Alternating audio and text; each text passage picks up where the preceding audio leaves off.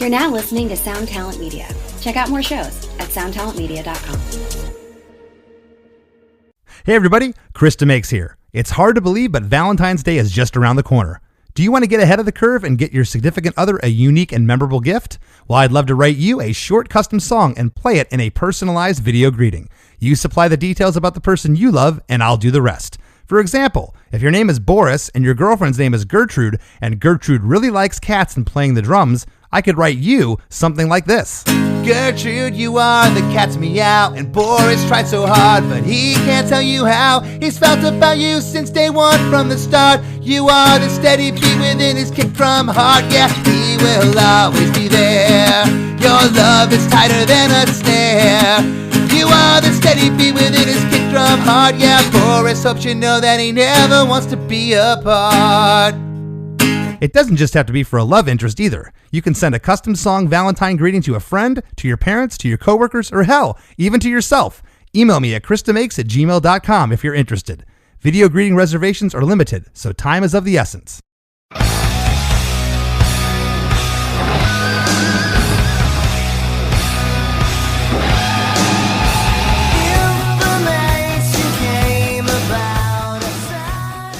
Hey everybody. Today's guest is Mr. Donnie Vie, best known as the guitarist and lead singer for the Chicago, Illinois rock band Enuff Z'Nuff. We discussed their breakout hit single New Thing that was released in 1989, a song I clearly remember from being in high school and seeing on MTV. Donnie talked about how he wrote the song in his car in like 5 minutes, which, as we know, some of the best songs are written quickly. We touched on the fact that although Donnie feels that some of the song's lyrics are juvenile and not all that great, I politely disagreed and think that not only do the lyrics work perfectly for the song, but they are light years beyond what most of their contemporaries were singing about back then. I mentioned how the song stands apart from all of Enuff Z'Nuff's 80s peers in terms of songwriting and overall performance. I always felt they were unfairly tagged as hair metal, and they had way more in common with a band like Cheap Trick than they did with Poison. And Donnie talked a healthy amount of smack about the age-old business known as the music industry. For all this and much more, stay tuned. Hey, hey, have you heard? Chris DeMakes a podcast. Hey, hey, have you heard? Chris DeMakes a podcast. Hey, hey, have you heard? Chris DeMakes a podcast. Hey, hey, have you heard? Chris DeMakes a podcast. You know, I had heard about you guys prior to I was going to say, I saw the premiere of New Thing, the song we're going to talk about today. In 1989, I was in my junior year of high school. I was an avid Headbangers Ball fan. I loved, yeah. And but I had heard of the band prior to this. It was a low budget film called Henry, Portrait of a Serial Killer. You guys had a song on that in 1986. The song was called Fingers on It, and so. You know, you guys had your start in the Chicago area. I'm assuming you were playing places like the Thirsty Whale and the Cubby Bear. I don't know for sure, but you know, in doing my research, I definitely remember hearing about bands playing the Whale back in the day. So between that time of '86, you guys were writing songs. You know, working out, you know, your style and everything as a band. At what point did you guys get picked up by Atco? Well, I believe I met Chip in either the end of '84 or '85. We went right to work, started writing and working on songs. I was pretty new at that. You know, I'd written a few songs, you know, but nothing ever well structured like you would hear stuff that, you know, that I do nowadays. Is kind of self-indulgent. I was a newbie. So in any case, like I said, we, you know, started writing, and he kind of fast tracked me to the power pop type thing, because I had never done anything with distorted guitars or any of that shit like that. And so we started off down that road and started writing, and then it just started clicking. I started writing my butt off. You know, like I said, he fast tracked me, and we rehearsed. Like, we finally found some guys, you know, to play with, and so we rehearsed our butts off. You know what I mean? And you know, writing new songs, rehearsing them, and then we made lower budget recordings that turned out to be a 1985 record. Later we released. They had a local radio station thing that played off. They had like the countdown every week for local radio, the local bands around.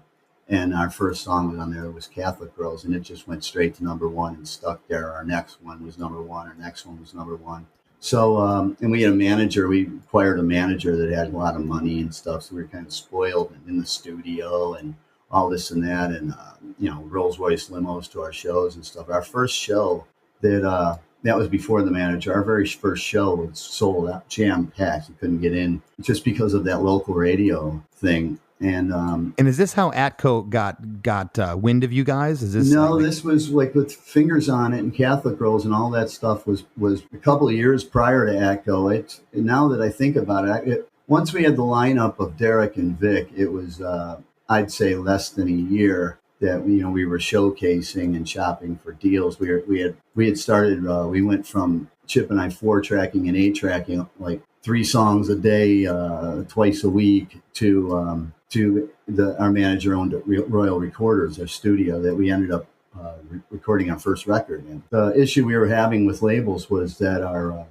the look, once we got Derek and Vic, and it's just the look went bizarre. So it's nothing I had ever done. I had never wore makeup or any of that stuff like that. And so they would come out, and I remember Chrysalis and another label come out to see us, and the look didn't make sense with the music and the songs. So that, it was kind of, you're sitting on the fence, like some of them are like pondering it. And one, I think Capitol was interested. And then we did some shopping around a little bit more. And we were at a rehearsal in our rehearsal space, which we used to rehearse, a place called Dress Rehearsal, where our rehearsals were basically, once Derek and Vic were in the band, was jam-packed with people and chicks and stuff like that, and beer and all that stuff. So we'd rehearse like a couple of songs and then sit around and hang out. And so our manager told us that somebody would be coming out from Atco, and I'd never heard of Atco yet. And so we were rehearsing. We went into a couple of songs. There was some guy there in the back corner with a beard and just kind of checking it out. We went into a couple of songs. And we were just dressed in street clothes, and a couple songs in, Derek broke his guitar string and we had to stop. It turned out to be Derek Shulman, the president of ACO. He just walked up and said, "You guys are great. I'll sign it. I'll take it." And then we went out to dinner and discussed some of the deal and, the money and everything. And so that was, I believe, probably 88, the end of 88, we started making the record. Okay, that's what I wanted to ask. So, did Derek Shulman, did he hear, and I'm familiar with him, did he hear New Thing? Do you remember if you played it at that showcase he was at? Had you demoed the song? Was it something that he was aware of yet? I think that was on one of the demos. I think we probably sent him a demo of like 5 songs or something like that. And we never even played that at where he came out for the showcase. We never even ended up playing that when we got through 2 songs, and I don't believe either of those might have even been on the record. Okay. But, well, so your timeline makes sense here. If it was late 88, you started recording the record because the self-titled Enuff Z'Nuff album came out on Atco on August 22nd, 1989.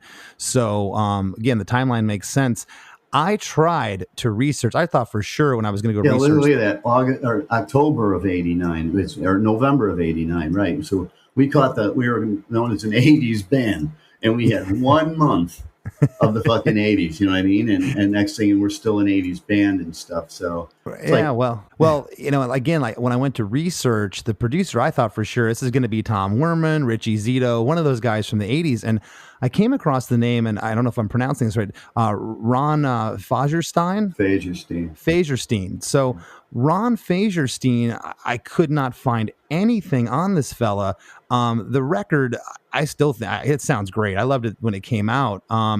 Where did he come into play? Was that something that Atco brought to the table with you guys? No, he was, like I said, he was a guy that was kind of like a frustrated musician, diamond broker, cocaine addict, and he was having, Rolls Royce limos, living the life of Riley, Ferraris and all this shit. And certain couple of bands. He was like trying to picking up a couple of bands for a roster. He was getting into the management business because he owned the recording studio. And Chip, we'd heard about him and stuff, and we needed money badly. We were hurting. Like Chip's electricity, I had hooked that up to the upstairs, the landlord's power and the phone and stuff, with tapping in there and stuff. And so Chip drove up to Lake Geneva and to bring him our demo tape, which was that 85 record and Fingers on It, Catholic Girls and stuff. And the guy loved it. He was, like I said, a frustrated musician and kind of buying bands. And once he had us, that was all he cared about anymore. That's all he needed.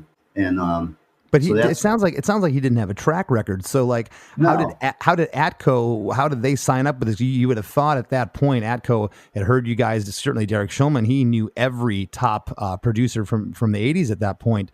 How did Ron, besides you guys knowing him, how did he get the gig? He had a lot of money. So he was able to, wine and dine all of these labels and stuff. He had his partner, Bob Brigham, actually had managed a band before. And so he kind of knew something about that. And Faderstein just went into the whole thing with, it's my band, I produce, I helped them write the songs, all this stuff, taking all this credit for everything.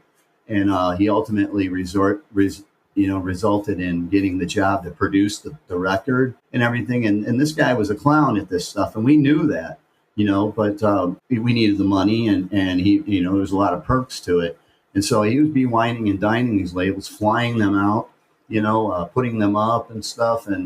And so that was the way that he got in with that. We had New Thing and a couple other songs off that record that he had heard. We didn't have Fly on Michelle yet. And they brought the demos, and Chip and I had produced our own stuff. He never produced anything. We went into the studio. We had the freedom to do whatever we wanted. We were pretty good at that by now. And he would take the credit for everything. Once we got the deal, Shulman was like, okay, go make your record, and just left everything alone because he liked the recordings and the demos and everything. So we went out to New York to get New Thing mixed, so they could get the ball rolling, set up the record and everything. And we went out there to New York to had Bob Clearmountain mixing these songs. And Shulman came into the studio to check up on how things are coming. And he freaked out. He was furious. He's like, what the fuck is this? Because Faderstein didn't let me play guitar on it. He just had Derek playing all the guitar because he thought Derek was a good guitar player and I wasn't that good. So I wasn't allowed to play. Shulman heard that. And he's like, what the fuck is this? This isn't what I signed. Where's that sloppy guitar? Where's the feel? Where's all this and that? Why is there no motion in the vocals and stuff? And so then we went out to dinner and told him all about this guy, told him the whole deal. And he was like, oh, he goes, I get it now. He said, you got to fire this guy. We got to get rid of this guy. And you got to fix this record. So we had I went in and played all the guitar on the whole record in one day and re-sang the whole record in the next day, as where it took us 2.5, 3 months to make the record. I went and redid all my shit in 2 days, So how did he still get a production credit at that point? Because just with him owning the studio, he was there for the most of the making of the record. Okay. And as we were, we knew when we fired him, we were going to be going through a huge lawsuit. We knew that because we were neck high in debt to this guy by then. And now Lake Geneva was in Wisconsin. I believe Skid Row did Slave to the Grind there. A lot of the 80s bands had recorded. Yeah, we were the reason they went into that studio, is because people heard our stuff. Sure. And that's how they got the gig and stuff. But he took all the credit for everything. And then it was clear what was actually going on. Well, I mean, I just to let you know, it doesn't take a rocket scientist. I was pretty sure when I researched this guy that he didn't have much to do with this. I figured you and Chip were the brains behind the operation. So it's no surprise that and in fact I'm surprised you guys got a record out of this, considering what he was up to in the studio. This guy, and it sounds like this was a vanity trip for him more so than it was a producer's gig. Well, we were so good, so that's why we got a record out of him, and he would just let us in the studio. And we did our thing, He wouldn't even be there most of the time. We would just be tracking songs. We had probably 20 songs then that we had tracked. So finally, when Derek, your A&R person, hears the record, of course, New Thing was the first single released in late '89. What was the vibe at this point? Did that song bubble to the top? Did you and the guys in the band know that this song was something special and this was going to possibly be a lead track? Chip and I pretty much believed that we had the goods to be one of the best, and we always believed that. We were pretty confident about it. We weren't big fans of what was actually going on at the time musically out there. Just totally alien to it, and I couldn't stand it. I couldn't stand the '80s stuff. I like Van Halen and maybe Motley Crue and stuff like that, but we were really good at this. We figured New Thing was going to do pretty well because anybody that heard it immediately loved it. But anybody that heard any of our stuff, my voice I was a pretty good singer, and very separate, apart from all of the other singers that were out there with all their, that crazy cock rock shit. And let me just say that, going back to being 16 years old, junior in high school, and hearing this, I knew then, I was like, okay, it's an 80s thing and the image and everything, but I could see past, I knew there was substance there. The chordal arrangements were different. Obviously you come from a Beatles-esque background, your biggest influence. I could hear that as a 16-year-old kid. So I always thought that the package wasn't wrapped in the right box for you guys, which is here nor there. The songs are testament. I always loved this song. I love Derek Frigo's lead guitar playing in this song. I love the vocals and the harmonies. And I actually picked up the guitar the last 2 days and went through it, and we'll get to that in a minute because it's. I knew as soon as I wrote that riff, that was the first thing that came up. My car actually wrote the riff, and as soon as I heard that riff, I was like, "This is going to be." I was at work with my grandfather. I was still working with my grandfather, building fences and stuff, and I had a beater car that wouldn't start, and it was like, "Jum, jum, jum," and then it would die, right? Jum, jum, jum, and I heard a riff in that.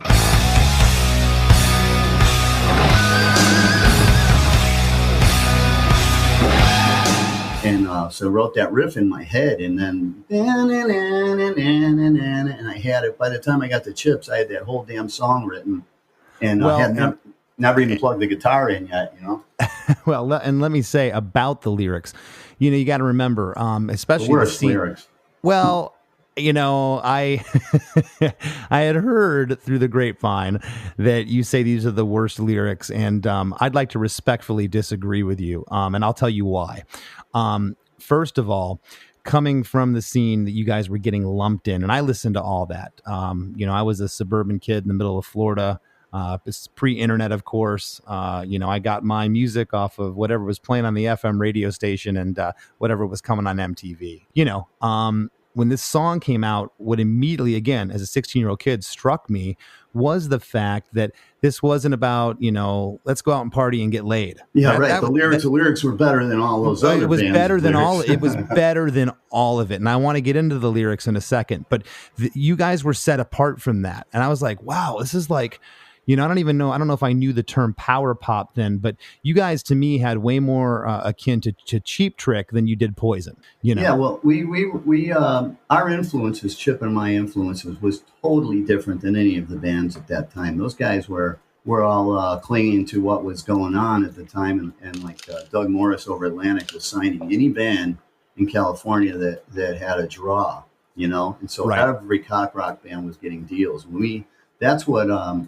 Musically, we just completely exploded, and we were like the talk of the town and favorites and stuff. As far as the look wise went, we had to kind of blend, do like the Joneses do. But I was 18 or 19 or something when we signed the record deal, and then I was, like I said, up until the time I met Chip, I'd never even played in a professional band or anything. I'd done Beatles stuff and shit like that, and so my influences were of the Beatles, of Squeeze, of Motown. So started with Led Zeppelin a little bit and stuff. A little bit cooler lyrics than Bang Your Head. Let's rock all night. This and that shit. Oh no, and I knew that, and it's funny going through the years. I come from my band is in the punk rock scene, but a lot of guys I've met over the years know who you guys are and love these songs. They're great power pop songs, and in fact, not a lot of guys were getting dropped by major labels and getting re-picked up in 1993, as you guys did, by Clive Davis to sign to Arista. So Clive could see through everything, and that's testament to again, it's all about the songwriting, man.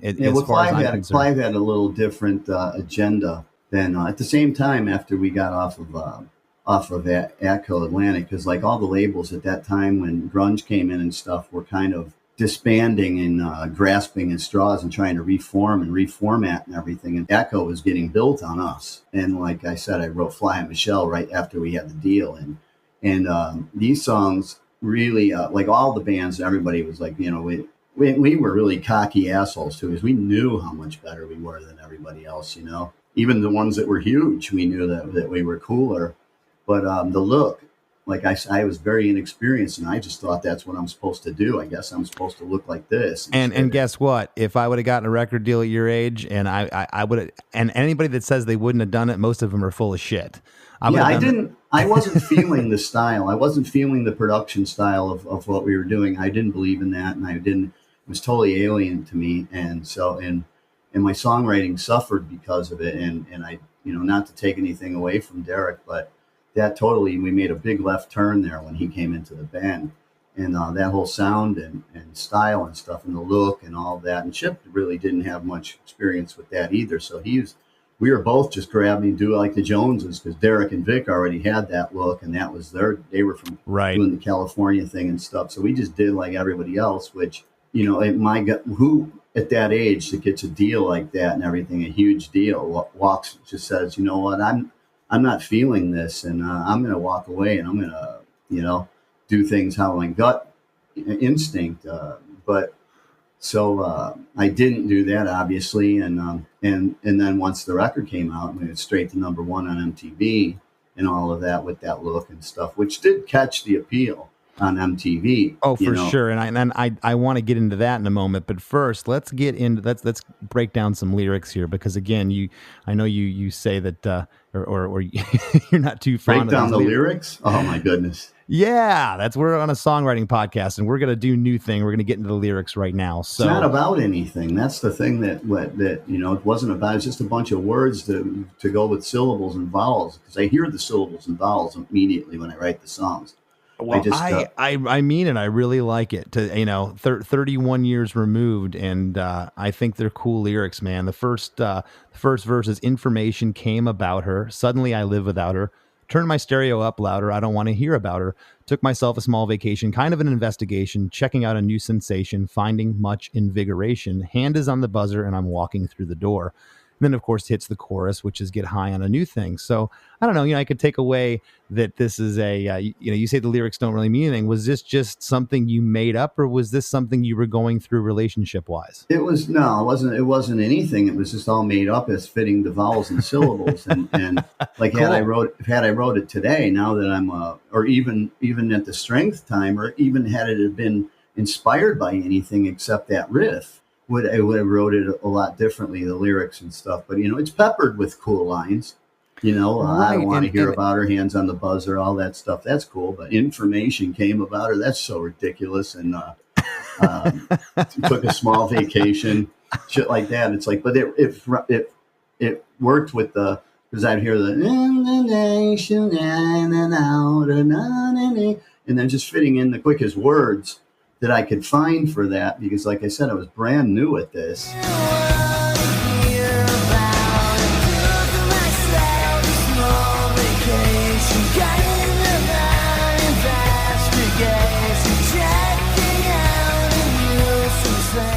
And especially this power pop style.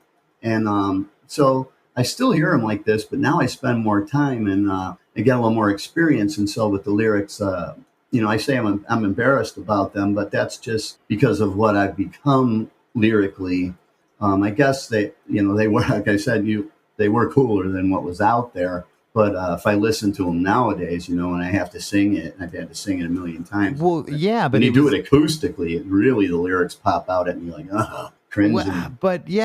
Again, just taking it for face value and looking at it, and the fact that you're just like, this was just basically a bunch of words thrown together. It's a pretty cool little pop masterpiece you came up with, because a lot of times, again, if you were to write this today, not taking anything away from where you're at as a songwriter, because obviously you've grown and gotten better. I've followed your career and I've heard your stuff, but there was some lightning in a bottle stuff going on here. I don't know if you could recapture, you could put maybe a better line than information came about her, but I don't know if it would have the charm that this has.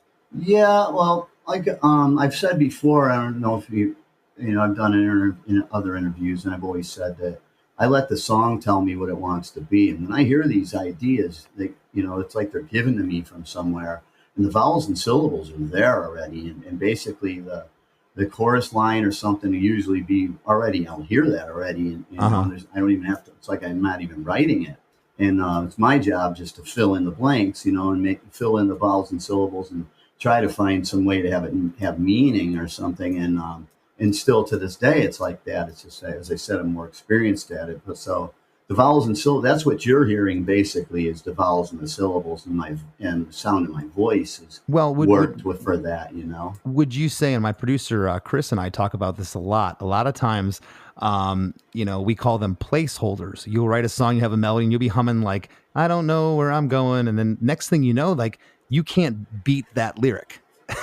that placeholder lyric that you wrote in the car on the way back home from the gas station is what ends up being on the record. And were some of this, or was a lot of this song just kind of nonsense placeholders that became the song? Do you remember? Hi, podcast listeners. I'm Carol Costello, a former CNN anchor and national correspondent.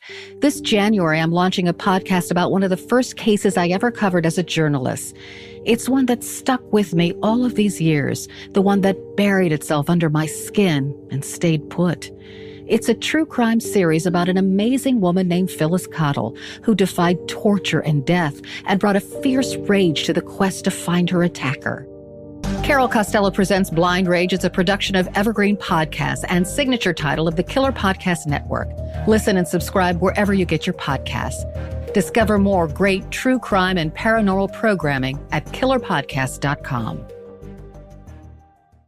Pretty much so. They have placeholders. Some of the lines were cool, and some of the lines, but there was, for lack of better lines, and also because I'd have Chip there. Oh, that's great. It was like that because he can't write lyrics, and so he's thinking that's great, and he's hearing this vowels and syllables too. So it was working, and we as soon as we finished one song, bam, we're on to another one. I believe when we demoed New Thing, we demoed 3 songs that day.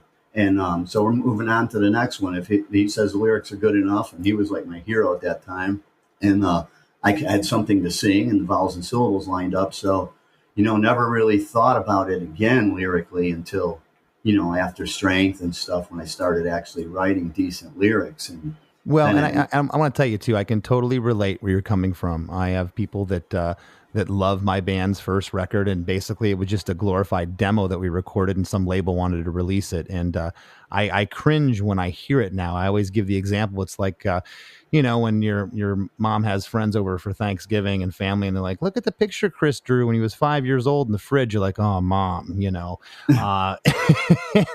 so I get what you're saying, but I'm telling you as a fan and someone that, I've been around the business for, going on 30 years myself. I don't know. I really like these lyrics, and I just want to go into the second verse. I love this second verse. Everybody wants to find it, just they're all so narrow-minded. See a hill, they've got to climb it. Maybe pots of gold behind it. Worry, worry is your answer. I love this line. If you like your wrinkles faster. Nursing old things makes them last the way we did it in the past. Man, no one was, for lack of a better word, hair metal, cock rock, whatever you wanted to call it, was writing lyrics like this in 1989. And that's what stuck out to me and still does about this particular song. That's crazy. I mean, that and Kiss the Clown are like most of the rest of the record, the lyrics were pretty good. Just that one, like it was written, very early in our writing together, but like I said, it was, the lyrics were working. I was used to them very quickly. It's like, now I got demoitis on them. Other people had heard it. And so it's like, we're going with that, Well, and there's 3 pre-choruses in the song, and I want to touch on those real quick. So the first pre-chorus, the lyric is, hand is on the buzzer and I'm walking through the door.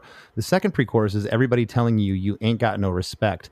And then the third pre-chorus, and I want to know about this line because this line sticks out to me in the song. And I'm like, wait a second, is this like, and I, at the time as a kid, I thought it was maybe an anti-suicide song. It said, the third pre-chorus is, suicide don't make it because you're lonely in the end. Do you remember that lyric, writing that? Yeah, but it didn't mean anything at the time. I think everybody telling you ain't got no respect was the one line that meant something to me in it, because that one hit home, because that's basically, how it was. But I guess I was a little more intelligent than a lot of those lyric writers, and so I got lucky with that, like somebody like yourself and other people hearing cool things and cool messages out of that. Which I'm not saying that the message was goofy. I'm just saying, like, I could have chosen some better lines than a few of those. All it takes is a couple of those lines in that song to make me cringe, and the rest of it, I don't even think about the rest of it. I guess the rest of them are okay. How I've gotten over that is when I look at the adoration on the fans' faces when they're telling me about that record that I equate to the picture on my mom's fridge. I look at the love in their eyes for what I did and what I created, and it kind of takes that sting out of, I was so young and I do it different now, because it's such a catch-22. It's like there is something so primal about those early songs that you write. You're not really thinking about them yet, and it's funny how the fans latch onto that, and they form their memories around that song. And I don't know, again, I not tooting your horn, I've always loved these lyrics. The song's a little pop masterpiece. The chord arrangement I want to talk about a little bit. I always try to pick up a guitar and analyze the songs that I'm going to be talking about on the show.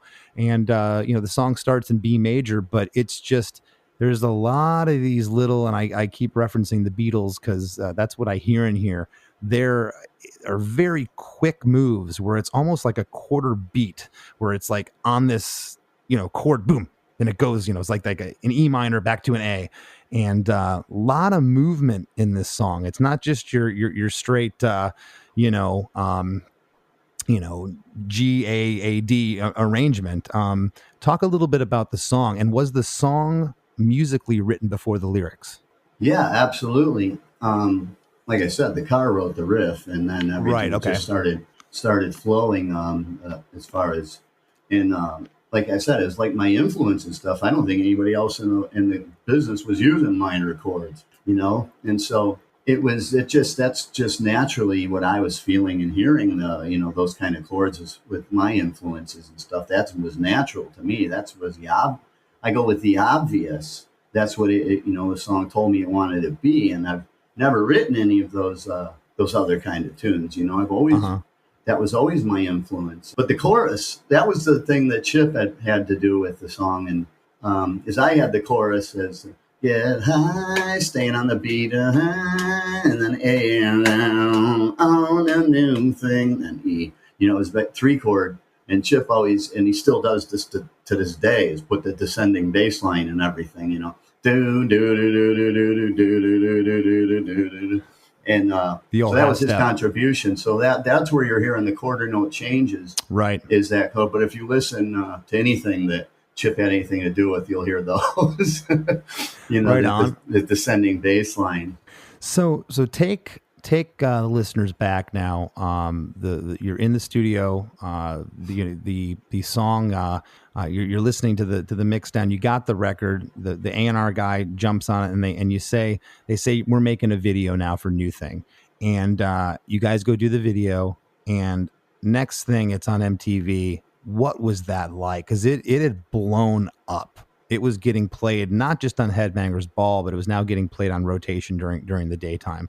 What was that? We didn't know how fast all that would happen, because the song, I do believe the song was before the record was. No, I guess the record was finished by the time that the song. But we made the video. We showed it. We had no control or anything to do with that, making that video. They hired Ralph Zeman and Benji Howell, And it was we walked in to see that set. We were like, holy cow, the big sound stage and all the green screen and all that stuff like that. And then they had hired Paul Starr, who did Boy George and all those bands like that, to do the makeup, did our makeup. And we had a pretty good looking band without makeup. I'd have to say, out of all those glam rock bands, I think we were the coolest looking, without makeup. And so then we did the video, and the first time I saw it was Derek and I were still awake. We were partying and still in our new thing clothes and with beards and stuff in our condo out at the Sherwood Oaks in California. And we just happened to glance over at the TV, and it's like, hey, look at that.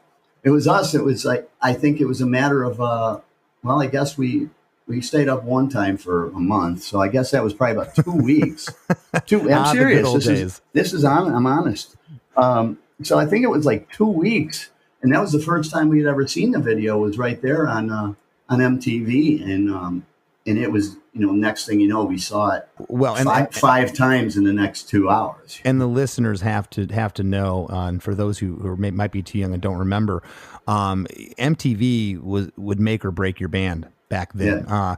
This song, I don't know what it did on other charts, but on the Billboard 100, the song made it up to number 67, which is great, respectable, but it's not, in the 20 and below, or 10 below slot. So, it wasn't indicative. You didn't have to be burning up the radio charts. If you were on MTV, that was really all that mattered for not just a fan base to sell records, but, for concert attendance. Well, it was so different than what was then the formats for all the radio stations. You had jockeys, but that's in the time when program directors and their program playlists started becoming the norm for the label or the stations. And like I said, the look and the sound didn't jive. And basically, it started out doing well on the radio until they'd see the band, also it not sounding. How the machine works. Oh yeah. That, when something's successful, they want more of that. They're just going to throw that at you until that burns out, and then give you the next thing. And like I said, 89, it was the end of 89. Next came the 90s, which everything was changing. So we were on the last seat on the last bus instead of the first seat on the next bus out, which would have been the smart move. And so that's with radio and things, that was all changing. That was becoming, it was a business at that point. No longer were the DJs in charge of playing what they liked and stuff like that. And like I said, it was the music was changing and stuff like that. So all of a sudden there's 10 songs that most stations will play all day. Same 10 songs over and over. And we were lucky to get in there at any spot. And, we were brand new and we sounded so different. So people had to start to warm up to us, initially, some places though, it was real strong. But Billboard and all that stuff like that, when you're competing with, Aerosmith and all that stuff that was out, there just wasn't a slot for us on a lot of the major stations, except they'd play us a couple of times a day as opposed to 10 times in 2 hours. Like they'd play some stuff. Right. And so, and really quickly after Fly Michelle came out and was doing, and that took it from that 67, started going up and climbing. And then something happened with the labels, and the next thing we were on tour and we're doing great and everything is going good. And all the radios, we're doing, all the radio stations and stuff. And all of a sudden something that the rug was getting pulled out from underneath the label and the push. And I'll tell you something, Doug Morris was the guy, the president of Atlantic. Now I'm an Arian. Derek Shulman was new to that label. He was discovered Bon Jovi over at Columbia. So he was a really cocky, arrogant son of a bitch, and so they weren't big fans of his, but they were grooming Shulman to take over presidency of Atlantic. And so we didn't know it yet. And after Fly Michelle is going up, we're getting ready to put out I Can Never Be Without You as the summer ballad. We're going to do a video for that and everything. We figured that one's probably going to shoot up there. And but all of a sudden we got on the bus after a show one night and they said, "Hey, we're going home." I'm like, "What do you mean we're going home?" He goes, "Yeah, the record's dead. So it's not dead. It was like, we're still climbing. We're just our second video out. We're getting ready to put the next one. I goes, no, something's happening at the label. And so we had such a big deal. I think it was an 8-record deal for like 12 something $million. And so at that point, it was time to make another record. Shulman didn't necessarily know what was going on yet. We didn't know what was going on yet. So we went in to make Strength.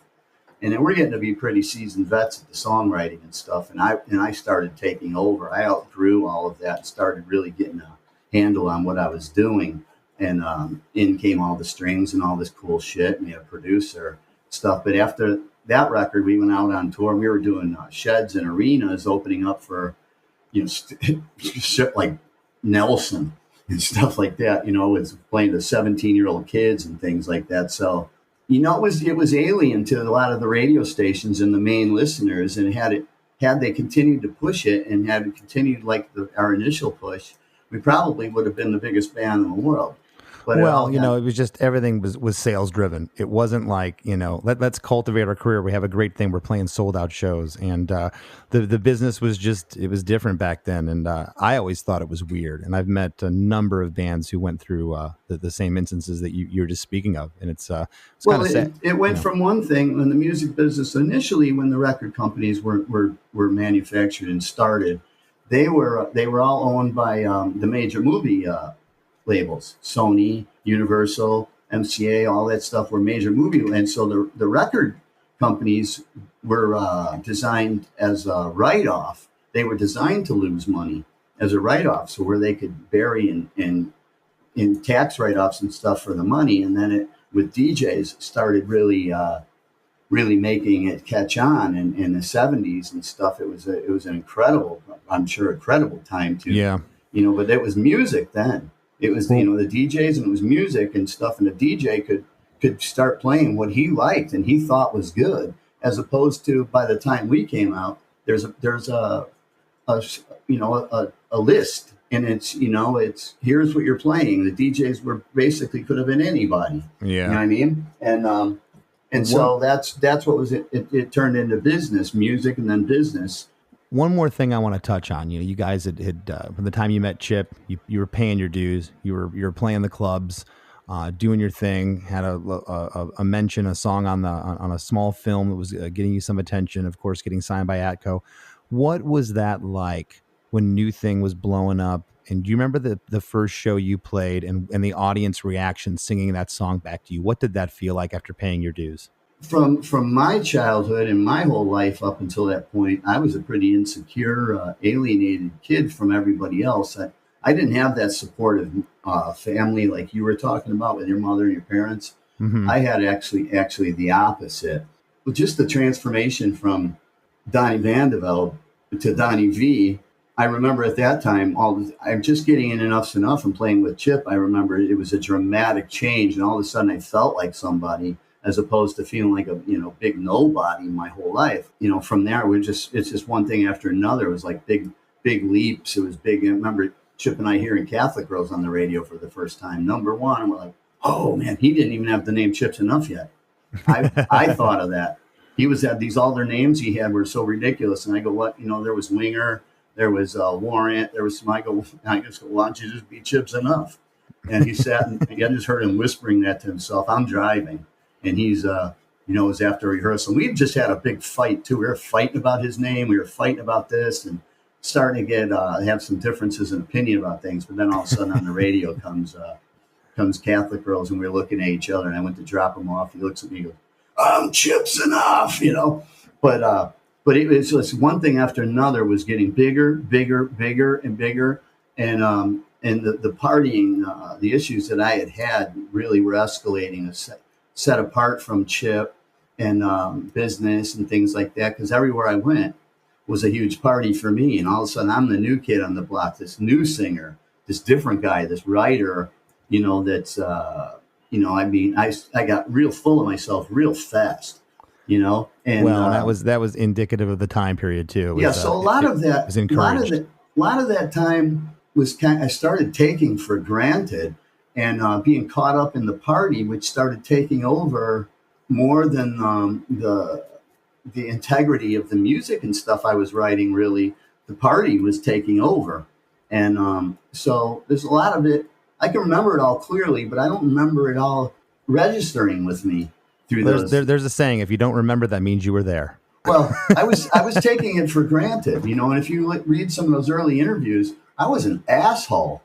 I've talked shit about bands and stuff like that, which later when I started meeting these bands that I didn't respect their music or whatever, I started becoming friends with them, and I started seeing that they're out there working just like us, just as hard. I just started having more empathy and more consideration for other people. But during that whole time, I got pretty confident and pretty much taking things for granted and just envisioned. We never seen the rug getting pulled out there. We had envisioned that, and like the makeup, we shed that by strength. We got rid of that, and it was too late at that point. But it was just strength. We knew this record is amazing, and people still talk about that as a milestone in mixing that kind of production with rock and roll music. Sure. And stuff like that. And so it was one thing after another. And after we had recorded Strength, I already had written a lot of stuff for Animals, so I knew that I was just getting better and better and better, which to this day, I believe that is still the case, Well, that's I think as songwriters that I'm always trying to write the next best song from what I did previous, So we're gonna wrap things up here. Donnie, I want to thank you for taking the time out to speak to me today. I've always loved this song, always loved your music. Anything you'd like to leave our listeners with? Anything you'd like to plug? Your solo stuff? Anything else you have going on? Please let us know about it. Well, let me tell you right off the bat. First of all, the reason my answers here are a little long-winded and trying to think is because at your interview, this has been set apart from most of the interviews that I've been doing. The questions that you're asking are more along the lines of things that I think that I'd like to be answering questions, you know what I mean? Thank you. And I'm not used to that. And so I had to think hard, but I got a new single coming out next month. As long we're shooting a really cool video for it. The song's called Party Time, and it's a song that I would say it's my rock and roll part. I want to rock and roll all night. The Poison, nothing but a good time. It's like my version of one of those that I've been trying to write my whole career. So that's when I decided I got to have a video for this. So that's all coming together really well, and we're making a video. And Chip and I just did a deal with Cleopatra Records and got our whole catalog now on one label. Yeah, Party Time is coming out. I'm not making a full record because financially it doesn't really make sense. And, you still get the same juice with one song. And also I'm not giving up on Beautiful Things. It's just too great a record, and not enough people have heard it. And so I'm putting out singles in support of that record. There you go. Well, yeah, if you haven't checked out Donnie's solo record, Beautiful Things, it's awesome. Great little pop record. I love it. And one last thing, could you tell our listeners where to find you online? DonnieVie.com, Facebook, Twitter, anywhere that you can find anybody else except in a mansion. Or the radio, anywhere else though that you can find anything else. I have guys that take care of all that for me. How could we have a better ending to the show than that? Thank you, Donnie. All right. Thank you guys very much. It's been a pleasure, and thanks for. Hey there, I am Johnny Christ from Avenged Sevenfold, and I've got a podcast called Drinks with Johnny you're going to want to check out. I sit down with a bunch of different people from all different walks of life, from professional wrestlers to actors, comedians, fighters, musicians, everything in between. I'm just looking to make some friends and have a good time doing it. So if that sounds like something you're into, go check out Drinks with Johnny, streaming everywhere now. Thinking of me. As we near the end of the show, here's a band you might not know. Welcome to this week's Band You Might Not Know. If you'd like your band to be considered for Chris DeMakes a Podcast, all you have to do is submit your song and bio to bandyoumightnotknow@gmail.com. This week's featured band is the Callouts, a pop-punk-influenced female-fronted rock band from Providence, Rhode Island. They describe themselves as a power trio with one too many members, and when Gwen Stefani had a one-night stand with Piebald. That's their description of themselves, not mine. Here's a snippet of their song, Cannonball.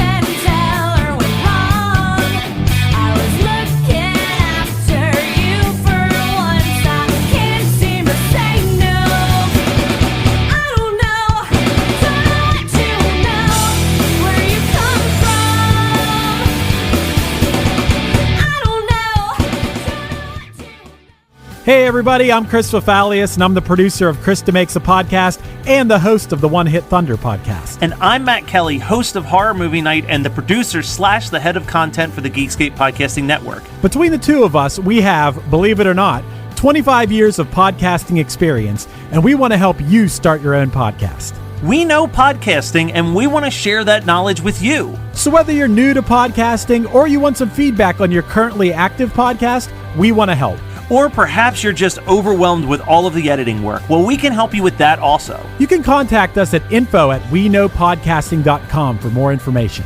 We're excited to help your podcasting dreams become a reality. The Wrap with Chris and Chris.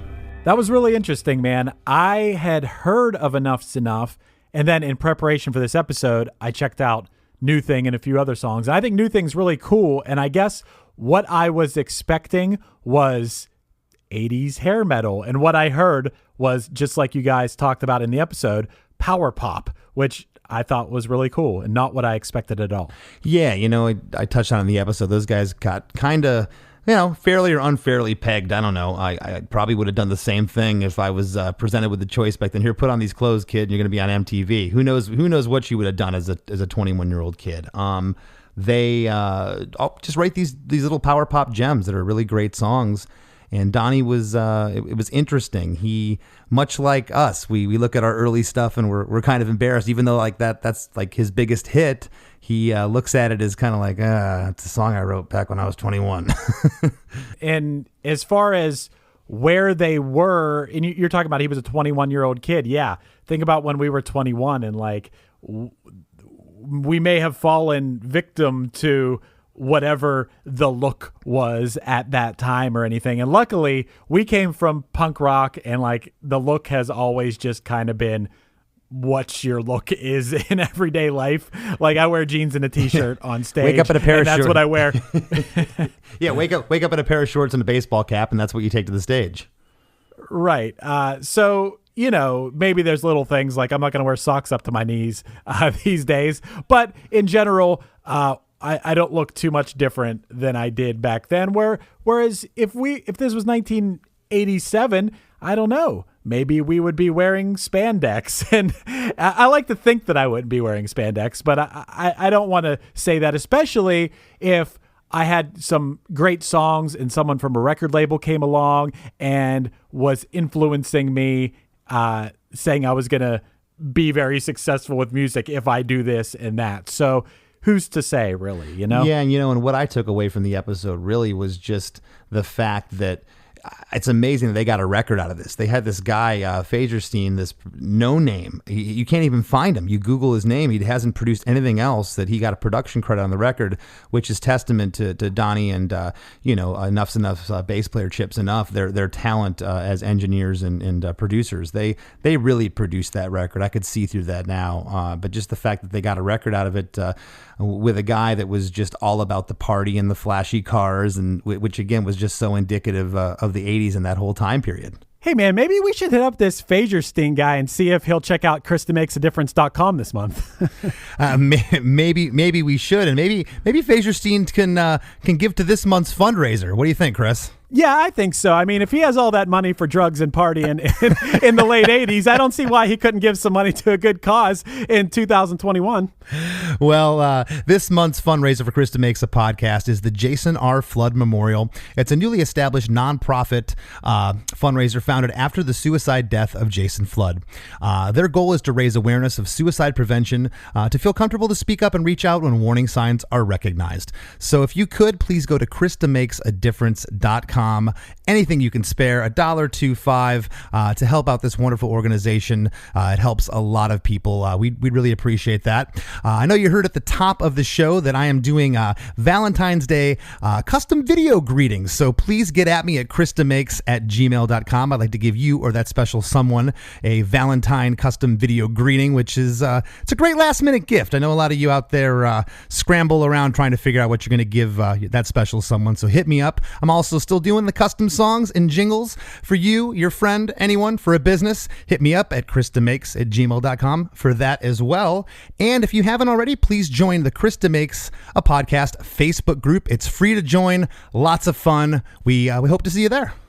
I like how you always specify that it's free to join the Facebook group. Well, everything costs money, Chris. Yeah. We just got done talk about the fundraiser, I want to start charging to join the Facebook group. But hey, also, I harp on this all the time, but I feel like I haven't talked about it much on the actual podcast. But if you listen to this podcast, which, just like Chris said, is free to listen to. I was going to say, it's free. It's free of charge to listen to this podcast. But what we would seriously really appreciate is if you would go on Apple Podcasts and leave us a review, because if you leave a review, that helps us come up higher in the searches for music podcasts and things like that. And then more people will find out about the podcast, which will equate to us maybe landing those bigger guests. Maybe we can finally get Bruce or Madonna or somebody like that if we have enough ratings on Apple Podcasts. So if you can go leave us a 5-star review, we'd appreciate that. That's right. Weird Al Yankovic said if we have over 500 5-star reviews, he just may come on Chris DeMakes a Podcast. He really cares about those reviews. Well, thanks again for everybody for making this a great week, and we'll see you next week. Mad Magazine. Advertising mascots. B-movie posters. And cartoons. Oh yeah, can't forget cartoons. If you get the funky connection that ties these pop culture gems together, you'll dig Two Designers Walk Into a Bar. See, we're a couple of creatively curious pals living between the bookends of grand museums and dive bars. Hey, you know the place, the sweet spot where highbrow and lowbrow become drinking buddies. So join our barroom chats as we talk influential work and uncover stories of how the familiar became iconic. Think behind the music for the stuff we love. Check out our website at twodesignerswalkintoabar.com. And listen wherever you get your podcasts or visit evergreenpodcasts.com. What's up, everybody? I am Finn McKenty, host of the Punk Rock NBA podcast, part of the Sound Talent Media Podcast Network. My podcast is all about doing what you love for a living, and every week I sit down and talk to people who have done exactly that. For example, musicians like Tommy from Between the Buried and Me, Matt from Periphery, Lil Lotus and Shinigami, among many others, photographers, artists, designers, YouTubers like Glenn Fricker and Sarah Dici, and I unpack exactly how they got to where they are today with the goal of helping you do the same. So if that sounds cool, you can listen and subscribe at soundtalentmedia.com, and I'll see you there.